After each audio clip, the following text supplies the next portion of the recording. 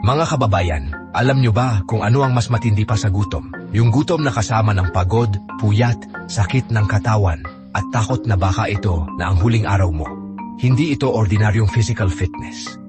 Sa mga bansang ito, ang pagsasanay para maging sundalo ay parang bangungot. May dugo, luha, gutom, at minsan, pati kamatayan.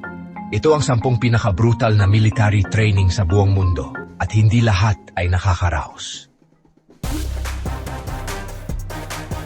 Ang training ng Spetsnaz, Elite Special Forces ng Russia, ay kinabibilangan ng hand-to-hand combat habang nakapiring, pagbabasag ng bote sa ulo at paghagis ng live grenade na kailangan mong takbuhan bago sumabog.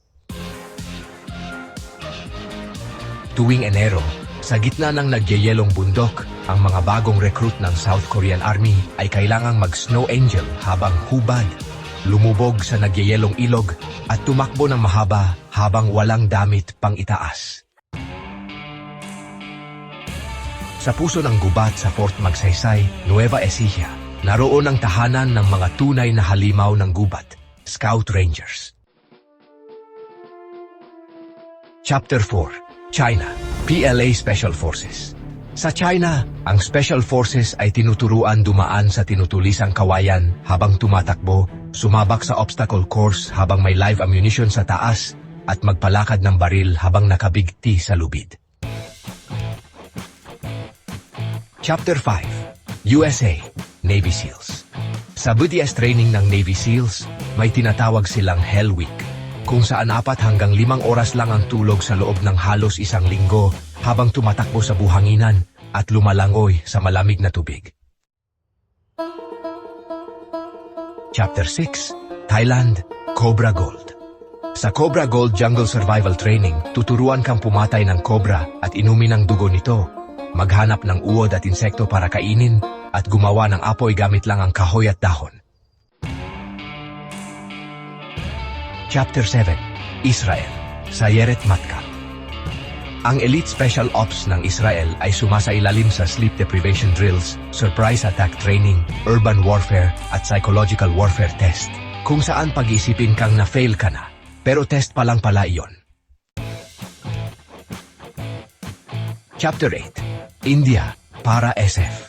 Ang mga para-komando ng India ay dadaan sa 90-day probation, 40-kilometer march sa init ng araw na may buhat na full gear, live fire crawling exercises, at parachute drop sa Himalayan snow caps.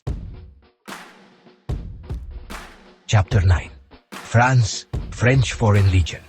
Ang Legionnaire training ay kinabibilangan ng brutal 17-week drills, 50-kilometer forced marches, at pagiging numero lang hanggang maipasa mo ang selection. Chapter 10, UK, SAS. Ang SAS selection ay kinabibilangan ng navigation sa bundok, resistance to interrogation training, at kawalan ng verbal guidance. Kailangan mong intindihin lahat sa sarili mo. Grabe. Diba? Nakakakilabot isipin na may mga taong nagsasakripisyo ng ganito para sa bayan nila. Hindi lahat ng giyera ay may bala.